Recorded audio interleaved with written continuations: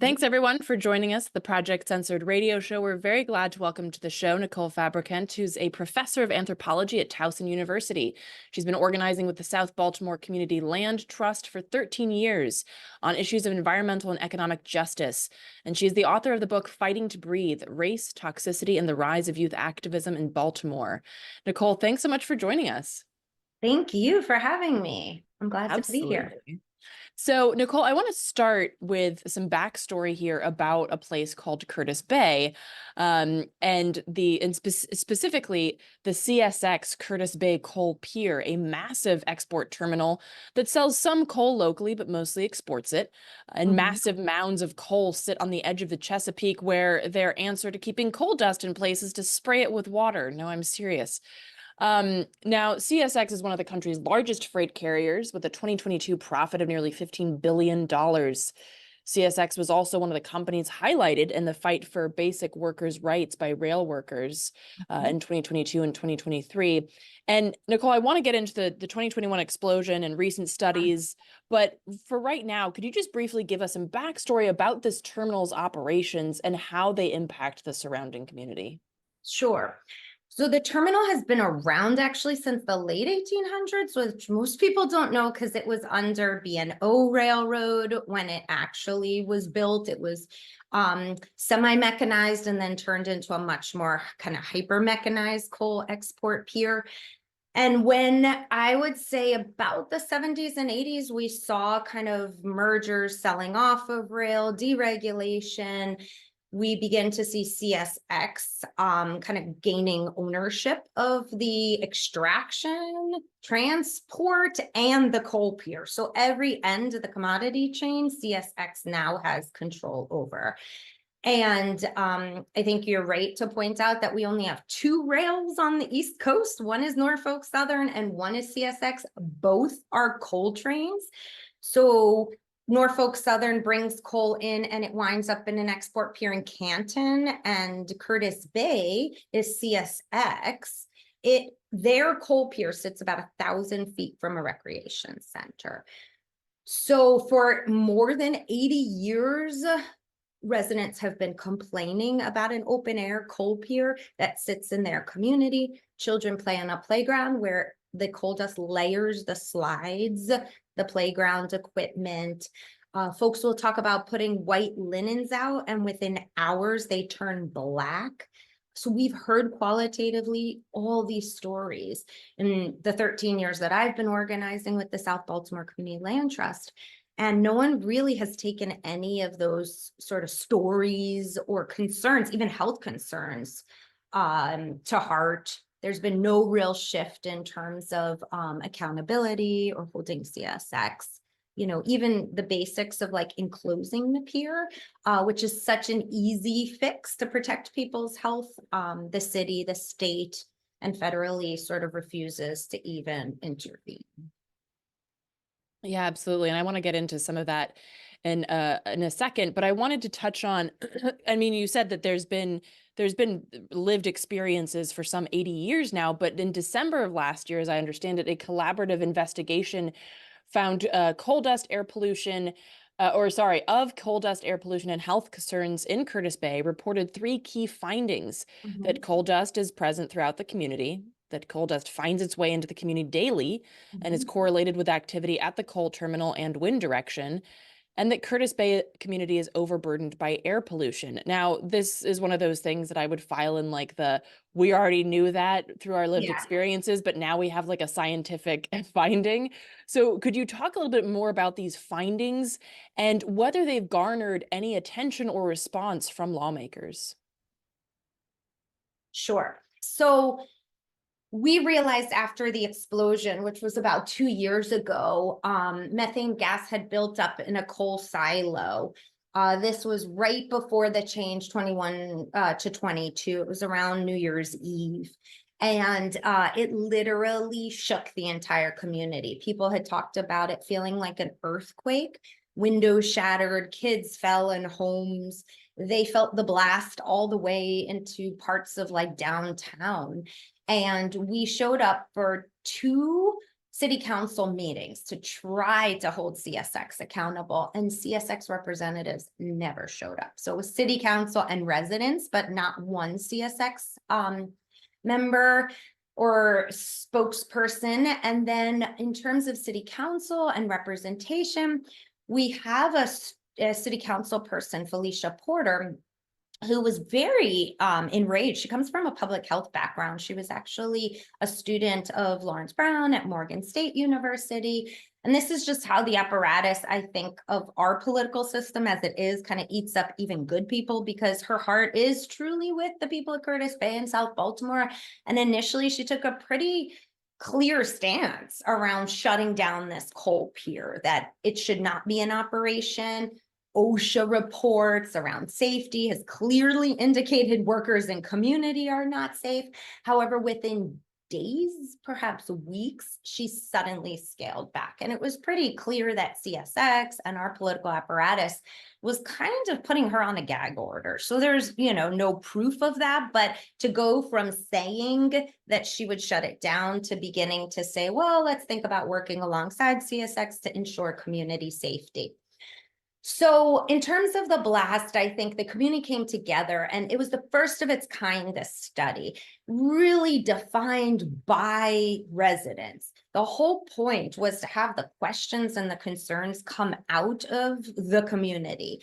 And obviously the community of Curtis Bay is incredibly heterogeneous. I don't want to illustrate some kind of romance or illusion about who lives in this community and that everyone's united, because there's certainly differing opinions about industry versus sustainability and environmental concerns. We have people who are just like down and out in that community and have been unemployed for long periods of time. So you see a large outgrowth of the drug sector down there. You see all sorts of like social problems. So it's not like this incredible force lifted itself up, but there is a pretty strong, since I would say Free Your Voice began organizing in the local high school, which was a movement of young people really trying to avoid more toxic pollution in Curtis Bay, because Curtis Bay is home to 70 plus toxic industries. And we're talking about cumulative impact here. So it has some of the highest rates of respiratory illness in the entire nation. That zip code is ranked up in the top 5 zip codes for respiratory illnesses from cumulative impact. And I always say that the reason I think a lot of these industries accumulate so close is because they avoid accountability. So with the science, it's very hard to prove that one industry is accountable for the health concerns. It winds up being multiple sources, point sources, that lead to cancers, respiratory illnesses. So while they might subcontract out and evade all sorts of other forms of accountability, this is just another realm in which they're able to kind of hide behind all of the industries. But this report was, and the study was pretty phenomenal, because we have some warrior scientists, and Chris Heaney and Maddie Alberg from Johns Hopkins Public Health are not the kind of public health reductionists. They really see this as much as part of a broader political economy, right? Of extraction, of industrial expansion at the cost of people's health. And so they said, whatever the community wants, we're going to support, we're going to find the science and the tools. And so they set up a pretty sophisticated air network system all around the community that was tracking PM 2.5 and PM 10, black carbon. All of this is about trying to identify point source, which is the coal pier.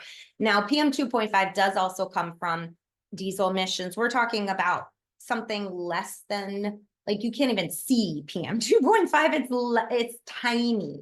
It's been described to me as smaller than a hair follicle, but it gets stuck in your respiratory tract. And so it makes it very, very hard, essentially, to breathe. And over time, obviously, it could create all sorts of other lung cancers and illnesses.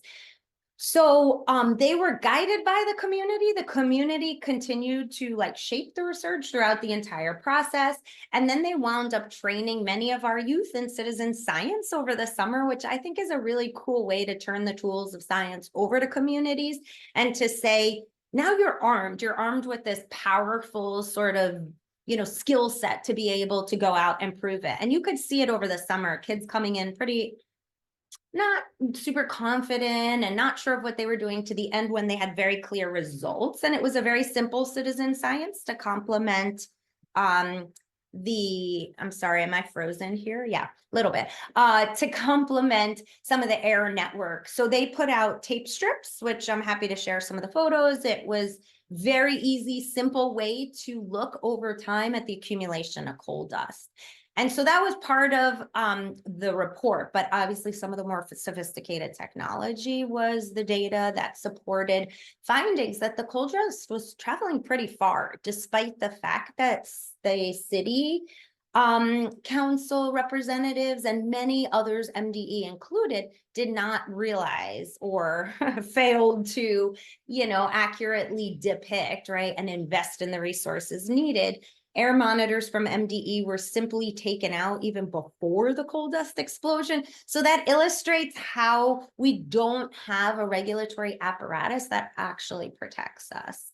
MDE, as has EPA, as has DEP in other regions, been completely gutted. And so even if you have good people inside, they're just a toothless entity that has no power to regulate polluting industries.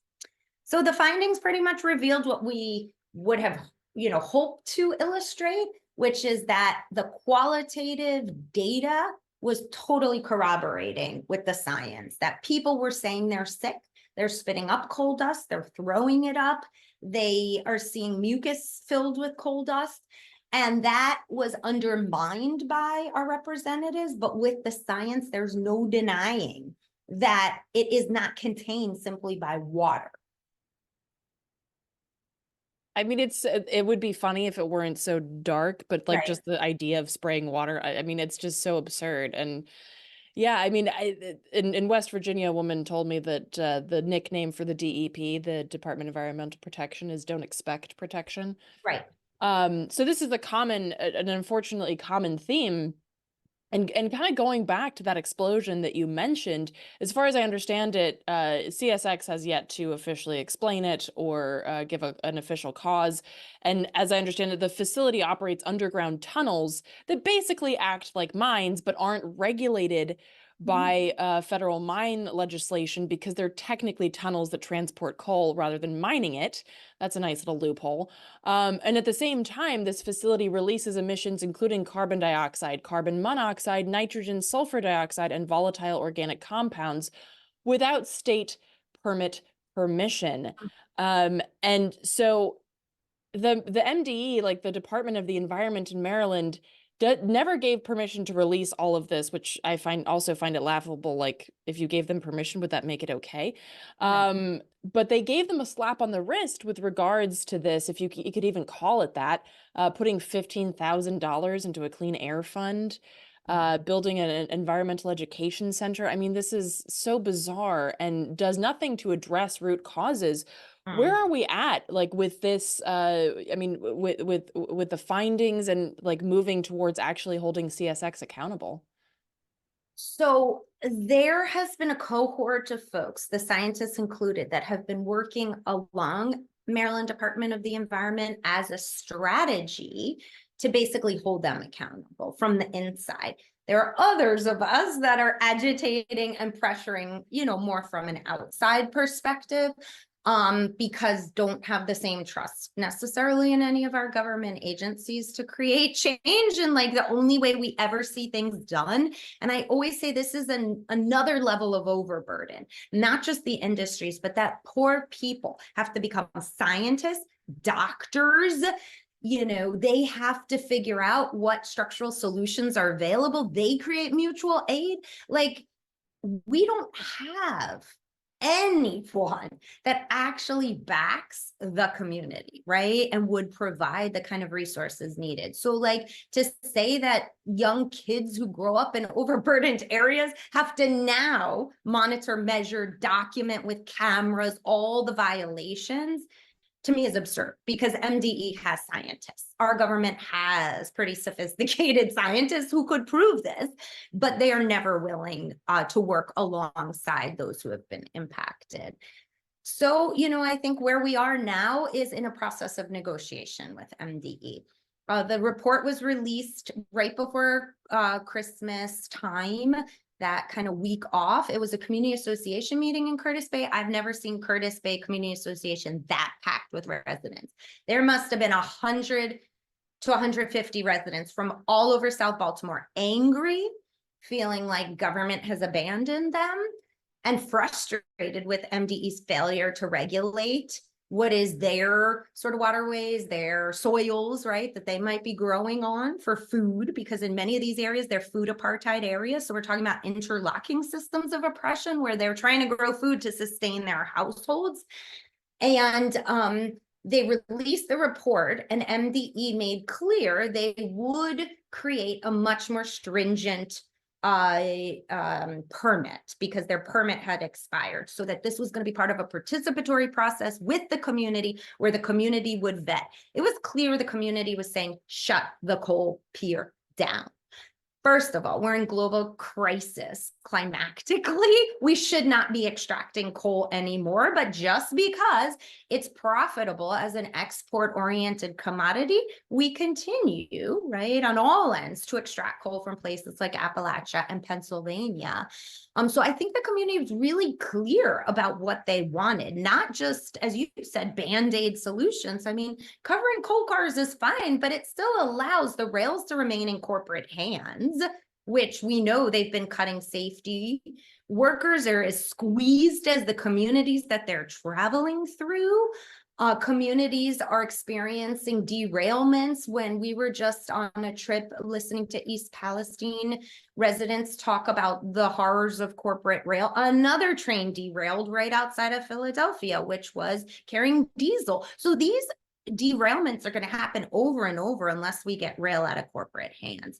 So corporate control of rail is contributing to this, but B, like, our government at a federal level, at a state level, and at a city level is completely complicit. CSX has been providing donations to every political candidate, which we have tracked and know how much money is going into these campaigns. So they're not representing our interests, period. Nor is MDE or DEP, because they are bought out by whatever government is in place at the time. And so we're not seeing movement towards a different kind of permit at this point. They keep promising. Now folks think maybe March or April is when they're going to release the new permit.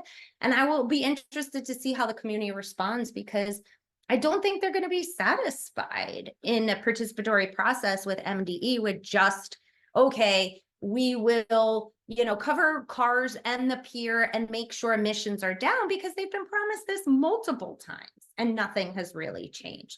So that's where we are. It's very unknown right now. The results have been released. There's a lot of backlash against the science side of things, to be expected. CSX will hire its own lawyers and try to probably sue all of us.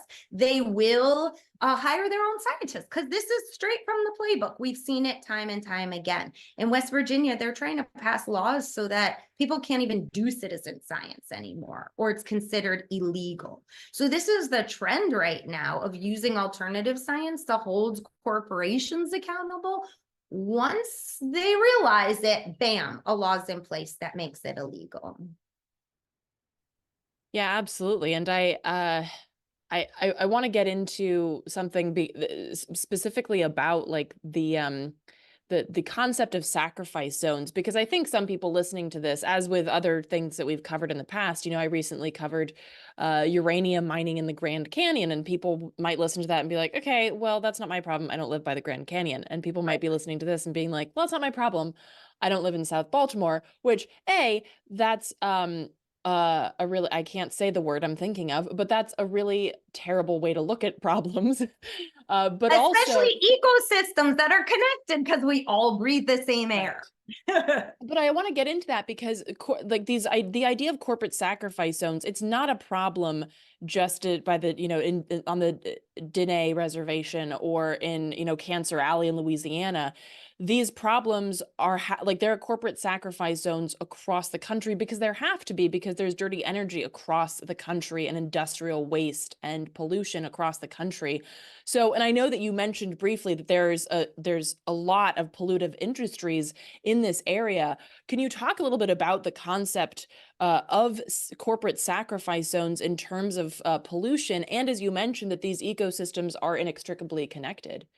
Sure. So I usually think about sacrifice zones or frontline communities as those that are most sort of overburdened by multiple industries. So that's kind of classic. The way I think about environmental justice is usually it's brown and black communities, usually it's low income. Oftentimes it's land is cheap. It's been the history of this area. And so we'll continue to develop because these people in their communities are seen as expendable and disposable. So ultimately, premature death is just part of the systemic inequality. And some parts of me are constantly thinking about our carceral realities because it's a very similar premature death in terms of policing and over policing Black, particularly, right? Areas where young men and women are having to fight for their lives in the same way that environmental justice communities are. So sacrifice zones are classically those, but I always say to my students and others, we're all sacrificed. And if we don't get that, like, so part of the connectivity of both our global economy, our agribusiness, is that when a train derails and spills vinyl chloride, and people are dealing with all sorts of health concerns, that means that lands are also toxic, which means that the food that we eat, whether that's chicken or cattle or vegetables, is also going to be contaminated. When it comes to waterways, these are our headwaters. I always talk to students about Appalachian mining impacts you. Why? Because those are headwaters for so many areas. So what happens there, it's just the downstream effect for the rest of us, right? And these externalities have gotten to a point, like I would say, ahead where no one's safe anymore. You could be living in an area. What was so fascinating to me about it, some of the stories in East Palestine, is that folks bought this beautiful rural farmland thinking they had escaped the city, thinking they had these little ecological utopias, middle of nowhere. Bam, this is a white community, not a brown and Black community. They were okay, like sort of middle class. And then suddenly they become a sacrifice zone. So it's like constant, it's as flexible, I would say, as capital is flexible. So as capital moves and pulls out of areas, we're going to see more and more either toxic spills or concerns tied to our non-renewable fossil fuel industries. Also hearing about areas where it's in state of Pennsylvania is like crisscrossing pipelines and fracking everywhere. So thinking about, communities impacted by natural gas, which is no longer, because it's not profitable, solely feeding our energy consumptions. Now it's expanding petrochemical buildouts. Yeah, absolutely. I mean, in my film Hard Road of Hope, I talked to a couple that had bought this beautiful rural cabin in, the middle of nowhere, West Virginia, which a lot of places in West Virginia are the middle of nowhere. And they were so excited to just be out in the woods in the middle of nowhere. And then there was a compression station that was built like right next door to them, and all the plants died, their animals were sick. It's like, yeah, this is how the industry does. Exactly. Um, and so I want to kind of go back, not just to Curtis Bay, but to your work in general here, with this final question, which is there's a lot of focus both in your book in terms of youth organizing, but also it seems in the actual fight here, that we see the youth really stepping up. And I love seeing this and highlighting this because I think that it's so important. Could you talk a little bit about the youth organizing in these neighborhoods and on these issues? Mm-hmm. Sure. So I think this movement in Curtis Bay started as a youth movement. It was a bunch of young people who gathered after school to talk about the kind of social economic problems they were facing, and happened to read an article about the nation's largest trash incinerator, which was proposed to be built a mile from their high school. So since they pivoted from kind of just talk to really thinking about, why is one more polluting industry coming? What is incineration? How do we attack this? Their model was so brilliant. It was really about systematic research. So, like teaching kids things that our neoliberal education system does not teach them, which is how to think critically, analytically, how to begin to chip at, as you said, the root problems, right? The structures that underlie kind of just the band-aids that are placed on top of everything.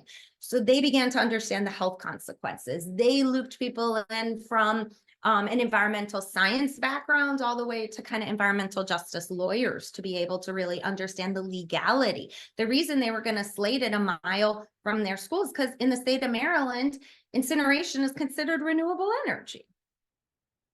So at a state level, they've lobbied so hard that it's on par with wind and solar and receives all of our tax subsidies. So then they begin to enter into a space of like political mazes here, right? These kids are like, why? And asking and being pushed by, organizers who were part of a broader organization, which in the book is called the Worker Justice Center. And they were being pushed really hard to dig deeper and then to do education. And education is so important because so many people, whether we're talking Appalachia, East Palestine, parts of Pennsylvania, just don't have access to information. It's only the mass media, and they're being fed hyper stories of fear that just propel forward a kind of more reactionary response to lots of problems. And so the kids were refusing these simple answers, right? And that research was really powerful in terms of building out a campaign. And I always say it was this David versus Goliath victory because no one expected a bunch of high school kids that ended in civil disobedience. And for brown and Black kids to partake in civil disobedience is a real risk, because they are trying to avoid the justice system and policing at all costs, and to put their bodies on the line, right, around environmental inequities was a really brave act. And so that was the nail in the coffin. They pulled the permit, never built. Now, I happen to think it was so successful because it wasn't yet built and they did a whole divestment campaign and illustrated. It's a lot harder, I would say, to sustain young people in a longer term struggle, right? Which is about fair and alternative development and regenerative economics. So it's slow. It's not going to happen overnight. These greener, worker-led, worker-controlled centers we'd love to see is not fully resourced yet, nor are we able to acquire the land. And so I think they're seeing little incremental wins, but not that huge victory. One thing that a lead organizer has said is that young people are patient, much more patient than older adults. Like they're willing to wait in ways that I think has been quite remarkable, because we've had kids involved since they were 14 and now they're well in their 20s and they're kind of training a next generation. And that's the model, is that we would keep these kids over a longer period to kind of train the trainer and build up the confidence of a new generation of youth leaders. And so I think people listen to them. They're incredibly articulate. They're smart. They have data backing them up. They're putting the pieces together. They're illustrating interlocking systems of oppression, and they're proposing alternatives, right? And it's very hard, I think, for a politician to say, I won't, Zoom with you, 15-year-old. It just feels really offensive. And so lots of politicians will come to Curtis Bay. The challenge is getting them to do anything, right? And I think we've seen that at a state level. It's just very hard to move legislators to actually push forward the kinds of policies we'd like to see. So two truths there. Yeah, well, and of course, this goes back to that interlocking issue that you mentioned, because the lawmakers don't have to live in these places, so Exactly. they don't have to care. Whereas if we had hyper-local politics, then they would have to care, because not only do you live in these places, but your neighbors know who you are and know where you live and will come after you if you vote against your own interests. Exactly. And so we've tried really hard to thrust these issues in their faces. So even if they don't live in the area, everyone, Mayor Scott, the governor, has received bags of coal on their doorstep to basically say, like, this is what's happening in sacrifice zones, pay attention, right? They also have received all kinds of like direct action sort of, at banquets and events that they're trying, because that's the only way to disrupt the norm and to say we're in crisis right now, right? And unless we really think beyond this economic model, even their children won't have a future. Right. And I think that that's brilliant. I often say that these politicians should never be comfortable. They should They never be should. comfortable when they go out. They should never be comfortable when they're having some event. They should always think that they're about to get Yeah. shut down. Exactly. They should never be comfortable. And if you join public office, that is something. We should have your address. We should have your phone number. We should know all of that. You are giving that up to serve the public. And unfortunately, they're not serving the public today. They are serving the corporate sector.